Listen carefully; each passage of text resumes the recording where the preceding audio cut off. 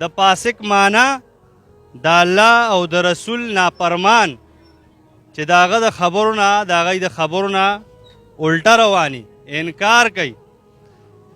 آسان مثال به زه تاسو له درکم.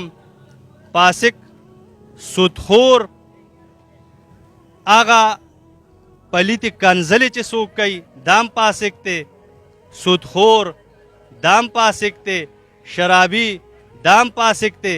ورونو خپرانه نشئ، کم انسان چې د خپل ښکلي پیغمبر ګیره دا سنت دا وحی دا کټکۍ نو دام فاسق دی. خپرانه نشئ. ډېره جزانه درخواست کو.